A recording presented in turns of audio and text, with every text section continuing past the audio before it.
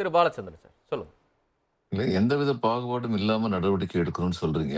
ம். உங்க கட்சிக்கார பெண் வக்கீல் ஒருத்தவங்க அரசு வழக்குரைஞர் நியமனத்துல வேற யாரையும் குறை சொல்லல.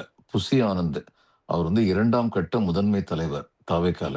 அவர் ரூ. 20,00,000 வாங்குனாரு, ரூ. 25,00,000 வாங்குனாருன்னு சொல்லி ஒரு கேஸ் போட்டிருக்காங்க. இப்ப உங்களுக்கு 2 ஆப்ஷன் இருக்கு. ஒண்ணு இந்த கேஸ் உண்மையா இல்லையா அப்படிங்கிறத பத்தி நீங்க நிச்சயமா கருத்து சொல்லணும். அந்த பொண்ணு தப்பா அந்த பெண்மணி தவறான வழியில வழக்கு எடுத்திருந்தாருன்னா, தாவேக்கால அவர் மேல நடவடிக்கை எடுத்திருக்கணும். ம். எதுவுமே செய்யல. இதுல பேசவே மாட்டேங்கிறீங்க. திரு விஜய் அவர்கள் முக்கியமான பிரச்சனைகளில் மௌனம் காக்கிறார் என்பது உண்மைதான். ம். சோ என்ன சொல்லிடுறாங்க, அந்தந்த துறை அமைச்சர்கள் பேசணுங்கிறாங்க. உண்மைதான். அந்தந்த துறை அமைச்சர்கள் தான் அந்தந்த விஷயங்கள் பேசணும். அப்படி பேசுற அளவுக்கு அமைச்சர்கள் இருந்தாருன்னா எனக்கு ரொம்ப சந்தோஷமா இருக்கும்.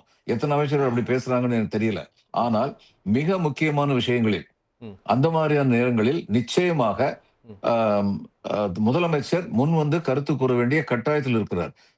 இதுல காவல் நிலையத்துல லாக்அப்ல ஒருத்தர் செத்து போயிட்டாரு. ம். ஜுடிஷியல் கஸ்டடியில் இருந்த ஒருத்தர் அவர் மேல தாக்குதல் நடத்தப்பட்டது. இப்படிப்பட்ட விஷயங்கள்லாம் வரும்போது நிச்சயமாக முதலமைச்சர் கருத்து சொல்லணும். ம். அதுல முதலமைச்சர் கருத்து சொல்றது இல்ல. நீங்க திரும்ப திரும்ப என்ன சொல்றீங்க?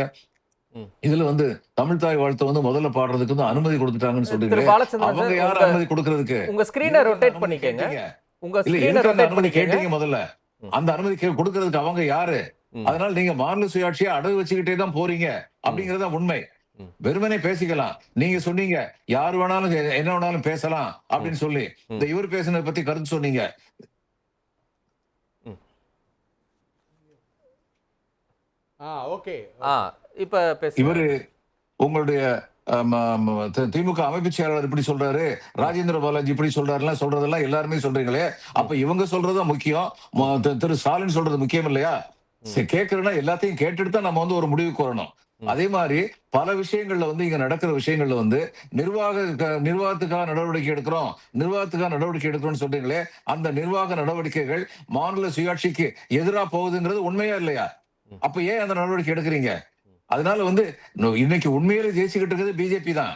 இங்க சில சலுகைகள், அங்க சில சலுகைகள்னு கொடுத்து தமிழகத்துல மாநில சுயாட்சி அப்படிங்கிற முழக்கமே இல்லாம ஆக்கணும் அப்படின்னு அவங்க திட்டம் போட்டு நடவடிக்கை எடுத்துக்கிட்டு இருக்காங்க.